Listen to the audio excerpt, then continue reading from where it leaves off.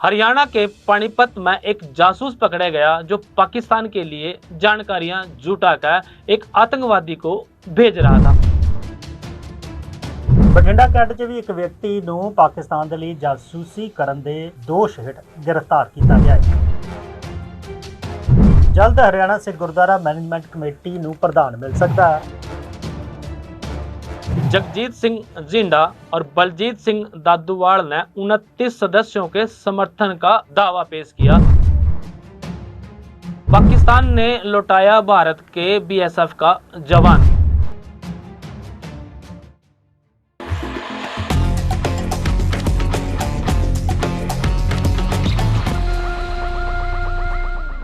ਸਤਿ ਸ਼੍ਰੀ ਅਕਾਲ। ਚੜ੍ਹਦੀ ਕਲਾ ਟਾਈਮ ਟੀਵੀ ਨਿਊਜ਼ ਦੇਖ ਰਹੇ ਦੇਸ਼ ਵਿਦੇਸ਼ ਦੇ ਦਰਸ਼ਕਾਂ ਦਾ ਸਵਾਗਤ ਹੈ। ਪ੍ਰੋਗਰਾਮ ਪੰਜਾਬ ਹਰਿਆਣਾ ਗੈਲ ਵਿੱਚ ਮੈਂ ਅਨਿਲ ਕਮਲ ਤੇ ਮੇਰੇ ਨਾਲ ਰੋਜ਼ਾਨਾ ਦੀ ਤਰ੍ਹਾਂ ਨੇ ਸਤੀਸ਼ ਕੁਮਾਰ ਸਿੱਖੀ ਜੀ। ਸਭ ਤੋਂ ਪਹਿਲਾਂ ਸਵਾਗਤ ਕਰ ਲੈਂਦੇ ਹਾਂ ਸਤੀਸ਼ जी, बहुत बहुत स्वागत। राम राम नीलकमल जी। और सुनाओ क्या हाल है? मैं ठीक ठाक हूँ जी, और सब कुछ जो है ठीक हो गया। अब पहले की तरह सामान्य हो गया, सारी की सारी चीज़ें हैं धीरे धीरे जो है अपने ट्रैक पे आ गई।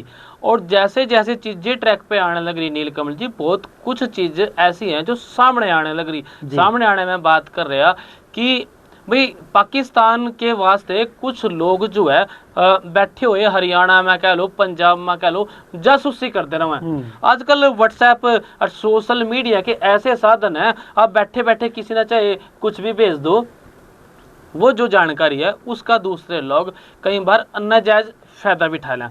ऐसा ही एक मामला सामने आया नीलकमल जी। हरियाणा में पाकिस्तानी जासूस पकड़ा गया और पानीपत में रहकर वो जो है जानकारियां दे रहा था पाकिस्तान के लिए। उत्तर प्रदेश का रहने वाला था और उसको जो है फिलहाल पुलिस ने गिरफ्तार कर लिया। पूरा मामला क्या है, कैराना उत्तर प्रदेश का रहने वाला ये लड़का इकबाल के टच में था। इकबाल कोई आतंकवादी बताया जावा अब पाकिस्तान का, तो ये उसके टच में रहकर देश की बहुत सारी जानकारियां व्हाट्सएप से और दूसरे माध्यम से जो है अब पाकिस्तान को देने लग रहा था। और पुलिस ने जब इसकी जांच करी, उनकी जांच के मुताबिक, जांच के अनुसार यो नोमान नाम है इसका, अपनी बहन के पास रहा था। थोड़े दिन पहले इसकी बहन की शादी हुई होगी और वो पानीपत में रह रही थी, तो यूं भी पानीपत में रहने लग गया। और रहने उसके रहने के दौरान जो है यूं आ गया टच में इन पाकिस्तानियों वाले सर्कल के। और CIA यूनिट जो है ये भी इसकी जांच पड़ताल करने लग रही। और बात ये पता लगी कि किसमें, क्योंकि ये जो है ना किसी 29 सेक्टर में किसी कंपनी में सिक्योरिटी गार्ड था। अरे भाई काम तो करना रहा सिक्योरिटी का, और दूसरे काम तो सिक्योरिटी का अनसिक्योरिटी वाले काम करना रहा, तो वो भी देश के अनसिक्योरिटी के लिए कर सिक्योरिटी ਦਾ ਕੰਮ ਰਿਹਾ ਪਰ ਦੇਸ਼ ਨੂੰ अनसिक्योर कर रहा है। अनसिक्योर करना लग रहा। हाँ जी, प्रयागराज का रहने वाला कोई रजनीश तिवारी बताया जावा, जिसकी सिक्योरिटी एजेंसी थी। उस एजेंसी में सिक्योरिटी गार्ड था, उसने इसको नौकरी दे रखी थी और 29 सेक्टर की कंपनी में, फैक्ट्री में काम कर रहा था। उसी दौरान जो है ये फिर जानकारियां जो है इधर उधर भेजने लग गया। खुफिया ऑपरेटिव है जो PIO, उसको जो है सारी की सारी जानकारी भेज रहा था। पाकिस्तानी खुफिया एजेंसी है ये। और पानीपत की यह बात थी नीलकमल जी। और ऐसा ही एक मामला जो है पंजाब में भी सामने आया, क्योंकि पंजाब में नीलकमल जी मैं चाहूँगा कि पंजाब की बात आप जरूर करो। बिल्कुल बिल्कुल। जिस तरीके ਦੇ ਨਾਲ ਹਰਿਆਣਾ 'ਚ ਇੱਕ ਬੰਦਾ ਫੜਿਆ ਗਿਆ, ਉਵੇਂ ਹੀ ਪੰਜਾਬ ਦੇ ਬਠਿੰਡਾ ਦੇ ਆਰਮੀ ਕੈਂਟ ਤੋਂ ਵੀ ਪੁਲਿਸ ਨੇ ਮੰਗਲਵਾਰ ਨੂੰ ਇੱਕ ਪਾਕਿਸਤਾਨੀ ਜਾਸੂਸ ਨੂੰ ਜਿਹੜਾ ਹੈਗਾ ਉਹ ਜਾਸੂਸੀ ਕਰਦੇ ਕਹੀਏ ਤਾਂ ਗ੍ਰਿਫਤਾਰ ਕੀਤਾ ਹੈ। ਪਾਕਿस्तान ਦੀ ਉਹ ਜਾਸੂਸੀ ਕਰ ਰਿਹਾ ਸੀਗਾ। ਤਾਂ ਇਸ ਸਭ ਦੇ ਦੌਰਾਨ ਪਾਕਿस्तान के लिए ਜਾਸੂਸੀ ਕਰ ਰਿਹਾ, ਬਿਲਕੁਲ ਪਾਕਿस्तान ਦੇ ਲਈ ਜਾਸੂਸੀ ਕਰ ਰਿਹਾ ਸੀਗਾ। ਤੇ ਜਿਹੜੀਆਂ ਜਾਣਕਾਰੀਆਂ ਨੇ ਉਹ ਪਾਕਿस्तान ਨੂੰ ਭੇਜ ਰਿਹਾ ਸੀਗਾ। ਤਾਂ ਇਹ ਜਿਹੜਾ ਇਨਸਾਨ ਹੈਗਾ ਜਿਸ ਨੂੰ ਗ੍ਰਿਫਤਾਰ ਕੀਤਾ ਗਿਆ ਹੈ, ਇਹਦਾ ਨਾਮ ਰਕੀਬ ਦੱਸਿਆ ਜਾ ਰਿਹਾ ਹੈ, ਜਿਹੜਾ ਕਿ ਆਰਮੀ ਕੈਂਟ ਦੇ ਅੰਦਰ ਹੀ ਰਹਿ ਜਿਹੜਾ ਹੈਗਾ ਉਹ ਕੱਪੜੇ ਸੀਨ ਦਾ ਕੰਮ ਕਰਦਾ ਸੀ। ਟੇਲਰ, ਬਿਲਕੁਲ ਟੇਲਰ ਦਾ ਕੰਮ ਕਰਦਾ ਸੀਗਾ। ਤਾਂ ਉਸ ਦੀਆਂ ਜਿਹੜੀਆਂ ਗਤੀਵਿਧੀਆਂ ਸੀਗੀਆਂ ਨਾ, ਉਹ ਜ਼ਰੂਰ ਜਿਹੜੀਆਂ ਨਾ ਸ਼ੱਕ ਦੇ ਘੇਰੇ ਦੇ ਵਿੱਚ ਸੀਗੀਆਂ। ਜਦੋਂ ਉਹਦੀ ਗਤੀਵਿਧੀਆਂ ਦੇ ਉੱਪਰ ਸ਼ੱਕ ਹੋਇਆ ਤਾਂ ਉਸ ਦੀ ਸ਼ਿਕਾਇਤ ਕੀਤੀ ਗਈ, ਤਾਂ ਉਸ ਤੋਂ ਬਾਅਦ ਜਿਹੜਾ ਹੈਗਾ ਉਸ ਨੂੰ गिरफ्तार कर लिया गया। तो गिरफ्तार करने तो बाद हुण इस मामले की जांच की जा रही है कि आखिर वो जिहड़ा हैगा पाकिस्तान नूं किस तरह दीयां जानकारियां दे रहा सी, या फिर उस दे मोबाइल दे विच किस तरह दी इस तरह दी जानकारियां हैगियां ने। क्योंकि कहिए तां बठिंडा दा जिहड़ा आर्मी कैंट है वो भी बड़ा, हर जिहड़ा कैंट है सेंसिटिव ਹੈਗਾ ਹੈ, ਕਿਉਂਕਿ ਜਦੋਂ ਪਾਕਿਸਤਾਨ ਤੇ ਭਾਰਤ ਵਿਚਾਲੇ ਤਣਾਅ ਦੀ ਸਥਿਤੀ ਬਣੀ ਸੀਗੀ ਤਾਂ ਪਾਕਿਸਤਾਨ ਵੱਲੋਂ ਬਠਿੰਡਾ ਦੇ ਕੈਂਟ ਨੂੰ ਵੀ ਜਿਹੜਾ ਹੈਗਾ ਉਹ ਨਿਸ਼ਾਨਾ ਬਣਾਉਣ ਦੀ ਕੋਸ਼ਿਸ਼ ਕੀਤੀ ਗਈ ਸੀ। ਤਾਂ ਵੱਖ-ਵੱਖ ਥਾਵਾਂ ਦੇ ਉੱਤੇ ਜਿਵੇਂ ਜਿਵੇਂ ਹੁਣ ਹਾਲਾਤ ਸਾਮਾਨਯ ਹੋ ਰਹੇ ਨੇ, ਜੇ ਕਈ ਆਮ ਵਰਗੇ ਹੋ ਰਹੇ ਨੇ, ਤੇ ਇਸ ਦੌਰਾਨ ਜਿਹੜੀਆਂ ਜਾਂਚਾਂ ਕੀਤੀਆਂ ਜਾ ਰਹੀਆਂ ਨੇ, ਜਿਸ ਦੇ ਵਿੱਚ ਬਹੁਤ ਸਾਰੇ ਅਜਿਹੇ ਲੋਕ ਵੀ ਸਾਹਮਣੇ ਆ ਰਹੇ ਨੇ ਜਿਹੜੇ ਕਿ ਪਾਕਿਸਤਾਨ ਦੇ ਲਈ ਭਾਰਤ ਤੋਂ ਜਾਣਕਾਰੀਆਂ ਇਸ ਨਾਲ ਲੀਕ ਕਰ ਰਹੇ ਸੀ। ਉਹਨਾਂ ਤੇ ਹੁਣ ਕਾਰਵਾਈ ਜਿਹੜੀ ਹੈਗੀ ਉਹ ਕੀਤੀ ਜਾ ਰਹੀ ਹੈ। संदिग्ध गतिविधियां वाले फड़ के उन्होंने हुणे जांच की जा रही है। इसने क्या देख रहा नीलकमल जी, हमारे हरियाणा में कच्चा कोड, और ये कच्चा कोड है, थोड़े से लालच में आदमी जो है देश के साथ गद्दारी करने लग रहा है। बिल्कुल, बिल्कुल। थोड़े बहुत पैसे उन्हें मिल जाते होंगे, वो पैसे दे दिए होंगे उन्होंने पैसे, और उस पैसे के लालच में जो है इतना बड़ी गद्दारी ईब जो है इस पर जांच पड़ताल होने लग रही है। जो भी नियम अनुसार कार्रवाई होगी वो सारी की सारी जो है अब हरियाणा पुलिस कह लो और पंजाब पुलिस कह लो, वो सारी की सारी जानकारी की जा रही है। इस पर जांच इकट्ठी की जा रही है, जांच पड़ताल की जा रही है। ये भी समझा जा रहा है कि आखिर ਕਿਹੜੀਆਂ ਜਾਣਕਾਰੀਆਂ ਨੇ ਦੂਸਰੇ ਪਾਸੇ ਦਿੱਤੀਆਂ ਹੈਗੀਆਂ, ਸ਼ੇਅਰ ਕੀਤੀਆਂ ਨੇ। ਅਜੇ ਸਥਿਤੀ ਜੀ ਜਿੱਥੇ ਸਥਿਤੀਆਂ ਨਾਰਮਲ ਹੋ ਰਹੀਆਂ ਨੇ ਉੱਥੇ ਹੀ ਤੁਹਾਨੂੰ ਪਤਾ ਹੋਵੇਗਾ ਕਿ ਜਿਵੇਂ ਭਾਰਤ ਪਾਕਿਸਤਾਨ ਦੇ ਵਿਚਾਲੇ ਜਦੋਂ ਹਾਲਾਤ ਵਿਗੜਨੇ ਸ਼ੁਰੂ ਹੋਏ ਸੀਗੇ, ਜਦੋਂ ਪਹਿਲਗਾਮ ਵਿੱਚ ਹਮਲਾ ਹੋਇਆ ਸੀ ਤਾਂ ਫਿਰੋਜ਼ਪੁਰ ਬਾਰਡਰ ਦੇ ਉੱਤੇ ਜਿਹੜਾ ਇੱਕ BSF ਦਾ ਜਵਾਨ ਸੀਗਾ ਉਸ ਨੂੰ ਪਾਕਿਸਤਾਨ ਦੀ BSF ਨੇ ਜਿਹੜਾ ਹੈਗਾ ਉਹ ਗ੍ਰਿਫਤਾਰ ਕਰ ਲਿਆ ਸੀਗਾ। 23 ਅਪ੍ਰੈਲ ਦੇ ਤਾਰੀਖ ਨੂੰ ਜਿਹੜਾ ਹੈਗਾ ये नौजवान ਨੂੰ ਜਿਹੜਾ BSF ने गिरफ्तार किया ਸੀ। लगभग 20 दिन पहले की बात है। और लोग जो है इस पहलगाम वाले जो ये अभी समझौता होया, सीज फायर के बाद इसने ट्रोल भी करने लग गए थे, भाई कम से कम इस चीज को छुड़वा लेंदे, तो अब जो है ये छोड़ दिया। बिल्कुल DGM ਲੈਵਲ ਦੀ ਗੱਲਬਾਤ ਜਦੋਂ ਹੋਈ ਹੈ ਤਾਂ ਉਸ ਤੋਂ ਬਾਅਦ ਜਿਹੜਾ ਹੈਗਾ ਇਸ ਨੂੰ ਹੁਣ ਅੱਜ ਜਿਹੜਾ ਹੈਗਾ ਉਹ ਰਿਲੀਜ਼ ਕਰ ਦਿੱਤਾ ਗਿਆ ਆ। ਭਾਰਤ ਪਾਕਿਸਤਾਨ ਦੇ ਵਾਘਾ ਬਾਰਡਰ ਦੇ ਜ਼ਰੀਏ ਇਹ ਜਿਹੜਾ ਹੈਗਾ ਕਾਂਸਟੇਬਲ जेका पूर्णम कुमार शाह जिस ਨੂੰ गिरफ्तार किया गया ਸੀ ਉਹ ਹੁਣ ਭਾਰਤ ਵਾਪਸ ਪਰਤ ਆਇਆ। ਹੌਲੀ ਹੌਲੀ ਜਿਹੜੇ ਹਾਲਾਤ ਨਾਰਮਲ ਹੋਇਆ ਉਹਦੇ ਵਿੱਚ ਹੁਣ ਆਦਾਨ ਪ੍ਰਦਾਨ ਕਹੀਏ ਤਾਂ ਉਸ ਵੇਲੇ ਜਦੋਂ ਗੱਲਬਾਤ ਹੋ ਰਹੀ ਸੀ BSF ਦੇ ਅਧਿਕਾਰੀਆਂ ਦੇ ਨਾਲ ਉਦੋਂ ਗੱਲਬਾਤ ਵੀ ਨਹੀਂ ਸੀ ਹੋਈ। ਤਾਂ ਕਹੀਏ ਤਾਂ ਇਸ ਦੀ ਪਤਨੀ ਜਿਹੜੀ ਹੈਗੀ ਉਹ ਵੀ ਬਠਿੰਡਾ ਪਹੁੰਚੀ ਸੀਗੀ। ਤਾਂ ਇਸ ਸਭ ਮਾਹੌਲ ਦੇ ਦੌਰਾਨ ਇਹ ਜਿਹੜੀ ਹੈਗੀ ਹੈ ਕਹੀਏ ਤਾਂ ਸਥਿਤੀ ਨੂੰ ਇਹ ਜ਼ਰੂਰ ਦੇਖਿਆ ਜਾ ਰਿਹਾ ਸੀ ਕਿ BSF ਦੇ ਜਵਾਨ ਨੂੰ ਕਦੋਂ ਭਾਰਤ ਵਾਪਸ ਲਿਆਂਦਾ ਜਾਵੇਗਾ। ਤਾਂ ਇਸ ਸਭ ਦੇ ਵਿੱਚ ਆਲੇ ਹੁਣ ਜਿਹੜੀ है स्थिति नॉर्मल। नीलकमल जी, बात पानीपत से शुरू हुई थी, पानीपत की ही दूसरी बात हम कर लें। एक बात बड़ी छोटी सी है लेकिन बहुत बड़ी बात है। पानीपत में एक घोटाला होया नगर निगम में, पानीपत नगर निगम में घोटाला होया, टैक्स का घोटाला, और 9,72,000 रुपए का ये घोटाला है। इसमें संपत्ति जो है इस इतने टैक्स को एक क्लर्क ने, सहायक ने 12,000 में बदल दिया। और किस तरह बदलिया, उन्हें एक नई प्रॉपर्टी आईडी बनाई, किसी प्रॉपर्टी की नई प्रॉपर्टी आईडी बनाई, उस पर टैक्स जो है पहले 9 लाख रुपये खड़े था, और जैसे ही प्रॉपर्टी आईडी चेंज करी सारा कुछ ऑनलाइन है, वो टैक्स रह गया 12,000 रुपये। जैसे ही 12,000 टैक्स होया और मालिका ने भी 1.5 बढ़ दिया, क्योंकि ये देखो किस तरह का जुगाड़ लगाया इन्होंने अपना टैक्स बचाने का। तो ये जो है दिलबाग सिंह है निवासी महमदपुर का, ज्योति कॉलोनी बरसत रोड की बात है या पानीपत की। एक कॉमर्शियल प्लाट था वहां पे 160 गज का, और उसकी जो है इसने नई आईडी बनाई, और 12 लाख का जो टैक्स था ये जो है 12,672 रुपये रह गया। 9 लाख का टैक्स, मतलब बहुत टेक्निक देखो। वो क्या करे ना भाई, सरकारी काम है, जब चल रहे हैं तो चल रहे हैं, जब अट जा तो अट जा। तो इस पे जो है इसमें फिर CM फ्लाइंग को इस बात का पता चला। जैसे CM फ्लाइंग ने पता चला सारे के सारे कागज करेले गए। 2023 का ये मामला था, और इस मामले में फिर जांच रिपोर्ट आई। जांच रिपोर्ट के बाद अब उस कर्मचारी पे और जिसका वो प्लाट था भी मिले तो दोनों ही थे, भाई तू मेरा न्यू कर दे, 10 रुपये में भी तना दे दूंगा, ऐसी सेटिंग रही होगी। जमीन जो मालिक था उन पर जो है 420, 468, 667, 471 और 120B के तहत जो है मामला दर्ज कर लिया। नगर निगम का जो सहायक था सहायक के पद पर तैनात था। सोनू इसका नाम बताया जावा और प्लाट मालिक का नाम बताया जावा दिलबाग सिंह। भी जुलाई में इन्हें नई प्रॉपर्टी आईडी बनाई। प्रॉपर्टी आईडी बनते ही जो 9,72,000 रुपये का जो टैक्स था वो एकदम घट का जो है 12,000 रह गया। और जैसे ही कम होया मालिक ने जो है 1.5 बढ़ दिया। इसकी जब छानबीन हुई, यूं था एक मामला। तो इस सोनू ने इस तरह के कितने मामले करे होंगे ये भी जो है जांच का विषय है, क्योंकि लोग जो है अपने पैसे बच, आज तक हमने ये बातें सुनी थी भाई रिटर्न भरते टाइम लोग जो है पैसे बचाने के तिकड़मबाजियां लड़ावे, और ये तिकड़मबाजी जो है यहाँ इसने जो है टैक्स बचाने की लगा दी।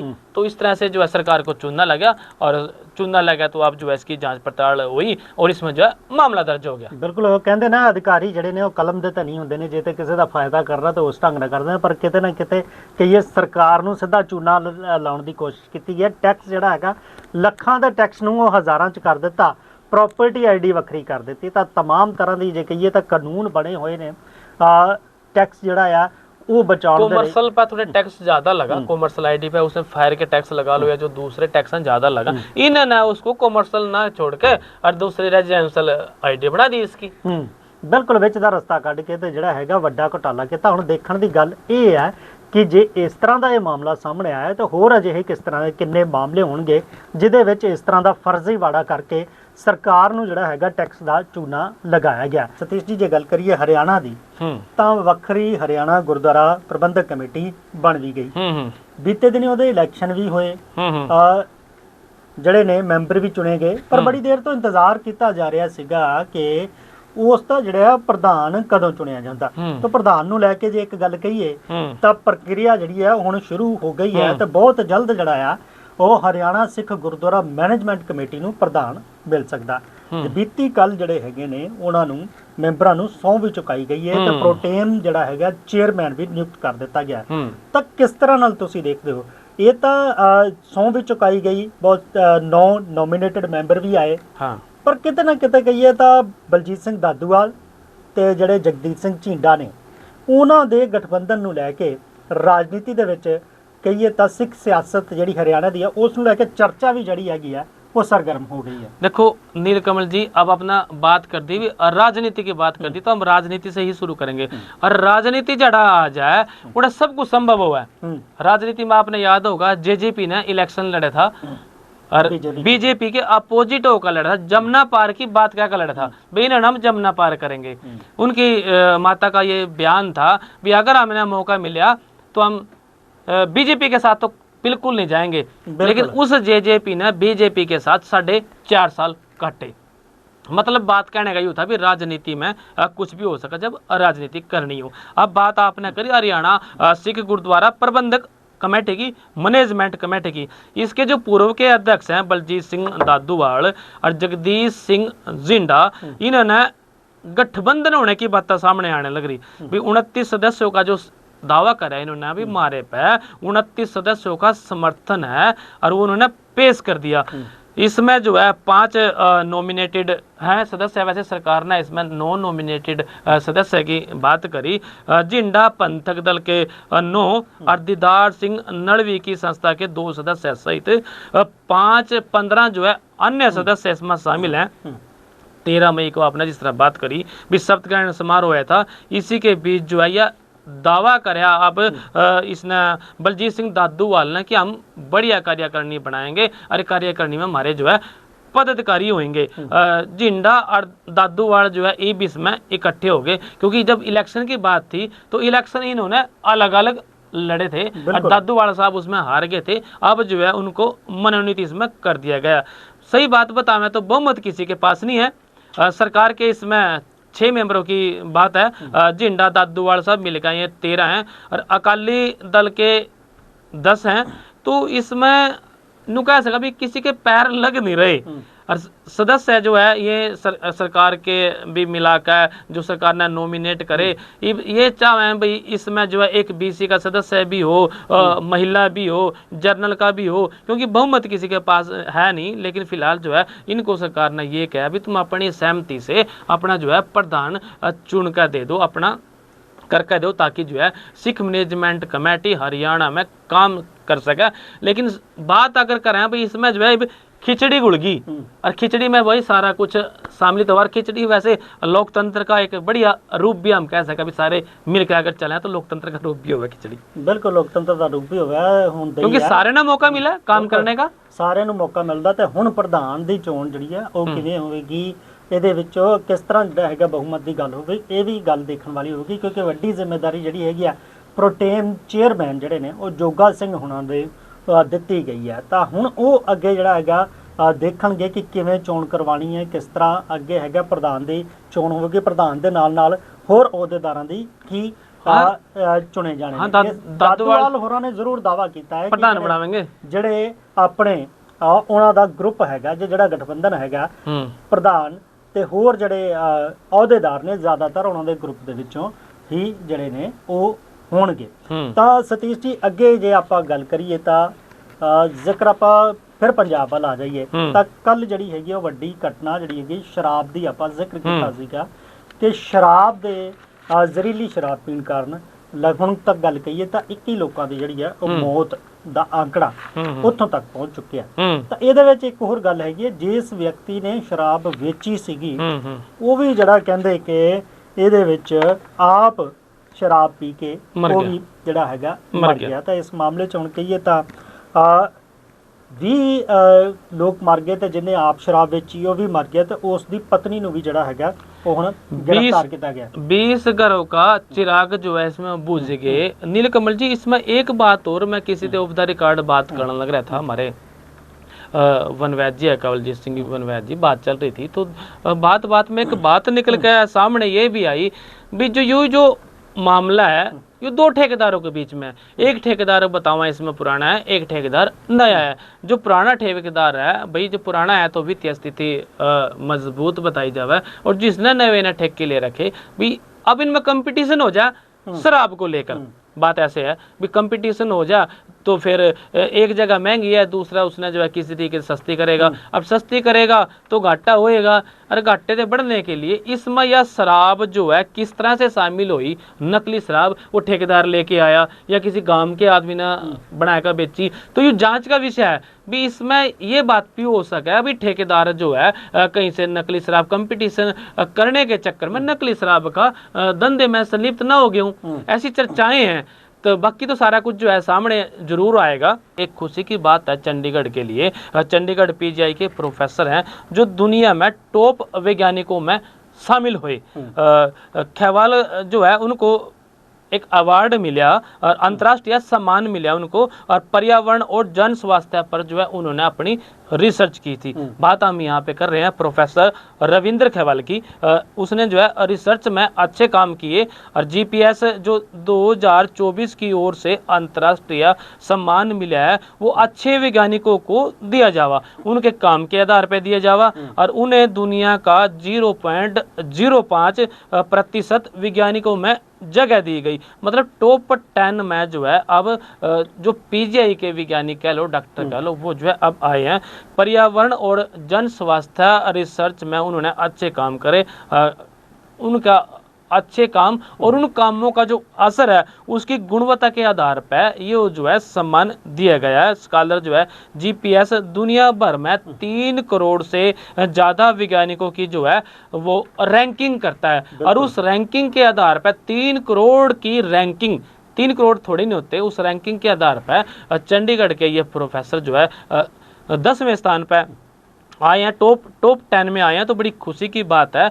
इसने जो है अगर हम बात करें प्रोफेसर साहब की, 170 से ज़्यादा जो है रिसर्च के पेज लिखे, और दुनिया भर में अलग अलग उस स्थानों में अगर देखा जाए तो वैज्ञानिकों ने 17,000 बार इनके इस रिसर्च को पढ़ा, उनको यूज किया, उनको देखा, और स्टैफोर्ड यूनिवर्सिटी ने भी उनको जो है टॉप 1% का में जो पर्यावरण के मानकों में गिना गया है, वैज्ञानिकों में गिना गया है। भारत ने भी उन्हें 1 नवंबर में मौसम वायुमंडलीय विज्ञान में 130वां स्थान था जो वो मिला था।